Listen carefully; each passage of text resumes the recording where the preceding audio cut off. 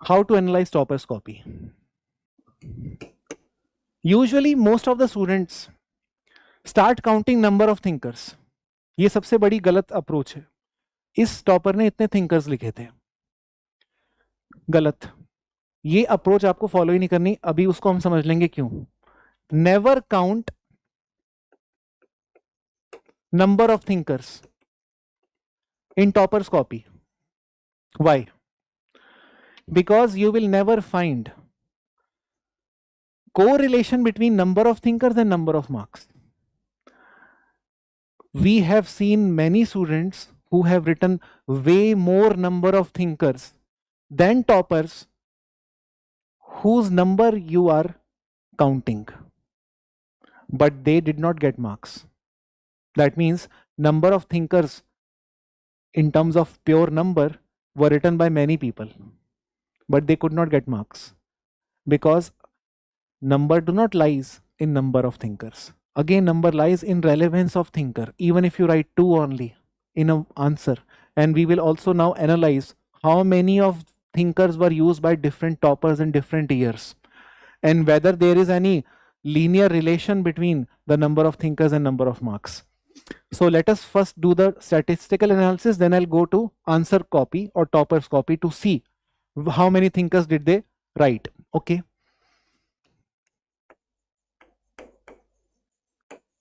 On average, different toppers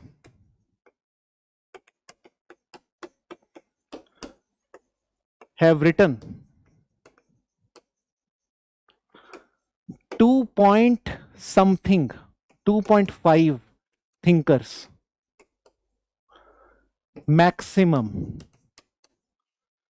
per question and 1 minimum per question. I'll show you the PPT also in a short while, where different toppers from different years, their copies are available online also. Srishti Deshmukh and Neha Bhosle's copy and other copies. You can also make a count of these. You will find total, if you just compute and you just go by statistical data and the quantity of thinker, you will find the in one copy of the latest copy which they have which they may have written before they approached mains paper. In the latest copy, total number of thinkers in one paper which is worth 250 marks were approximately 30 to 35. And if they are going to attempt 19 questions and if they are writing 30 to 35 thinkers, it means 1 to 1.5, not even complete 2 on average thinkers.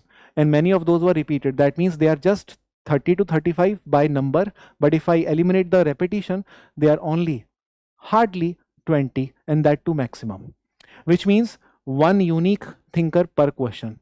And that is only just average. It is not that they are in every question they are writing unique ones. And there are many questions where they did not write even a single one. That means it is not number of thinkers firstly. What counts is relevance. So firstly, do not ever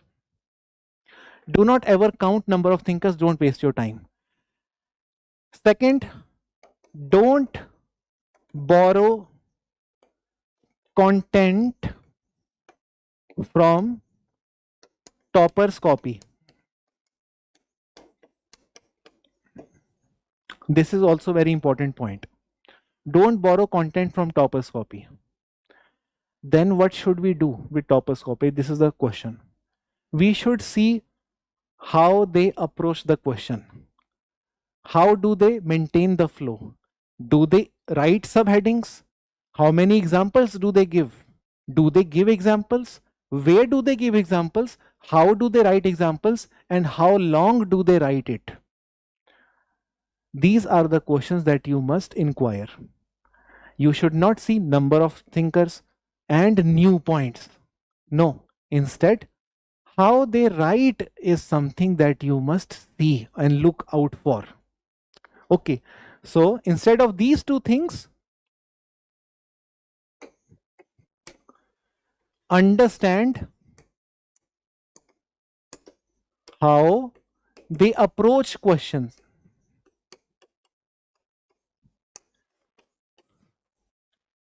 If I keep one question in mind and check 4 different toppers and how they approached that one question, will I ever get same kind of approach?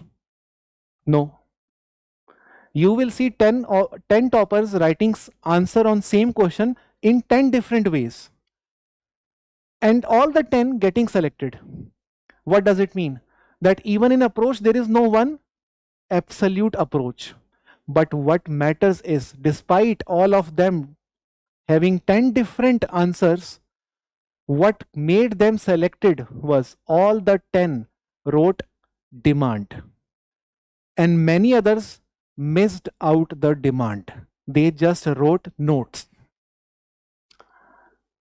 यानी कि चाहे आपका answer दूसरे से अलग हो, उससे अपने आप में फर्क नहीं पड़ता जब तक कि आपका आंसर डिमांड के साथ अलाइन ना हो। और उसके लिए नंबर ऑफ थिंकर्स की जरूरत नहीं है, या उसके लिए आज का ही एग्जाम्पल की जरूरत नहीं है। उसके लिए सिर्फ और सिर्फ सिंप्लिसिटी, एक फ्लो, सबहेड और नीट एंड क्लीन अंडरस्टैंडिंग की जरूरत है, जो कि स्टैटिक अच्छा करने से आता है। And whatever we have referred to so far, you will not find latest example in those current affairs or any current, very strong current in their write-ups. You will find very simple write-ups, very basic write-ups, जिसको हम बोल सकते हैं first attempt write-up. And that is why I say work on static. Don't just fall for current affair because you have enough time. This is what you believe. Okay. Now, the third thing that we must do, and we must avoid, basically, I would say, because larger subheading is what we must avoid. What we must avoid is, don't read anything blindly without knowing PYQs on that area.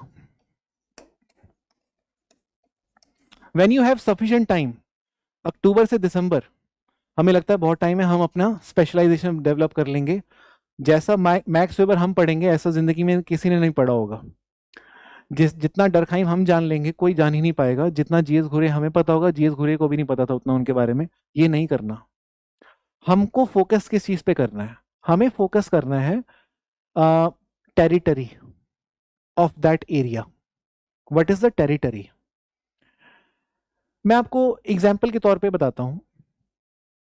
Usually when we study AR Desai, example के तौर पे Indian sociology की बात करते हैं, AR Desai का territory क्या है वो हमें पता चलता है PYQs देखने पर।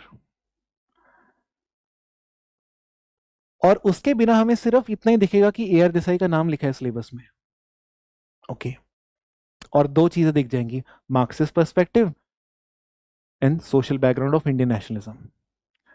And what happens is, eventually, without knowing PYQs, without understanding PYQ properly, what we end up doing is we write social background of Indian nationalism in Marxist perspective, and Marxist perspective and social background of Indian nationalism are seen as same. मतलब चाहे कुछ भी question हो, we are writing same thing only. And in all the question, we end up writing 5 phases of AR Desai.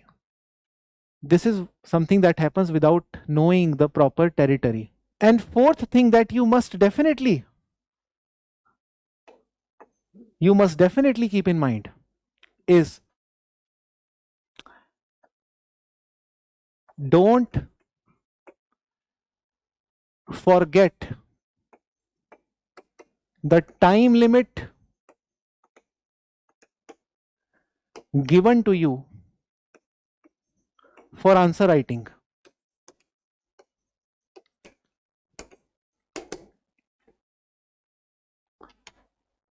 What does it mean?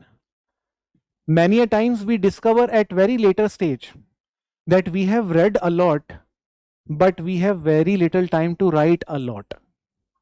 And eventually, half of the time we spend on reading a lot, and then rest half of the time, and sometimes more than that, is gone in cutting that a lot.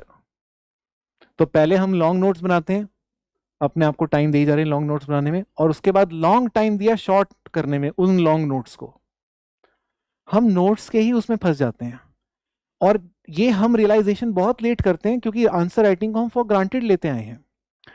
Many people से do answer writing, but the issue is that they don't complete the sentence why you should do answer writing. Answer writing इसलिए करो ताकि आपको पता चल जाए कि कितना आंसर राइट करना राइट होता है और कितना करना is actually wrong or not permissible or not possible.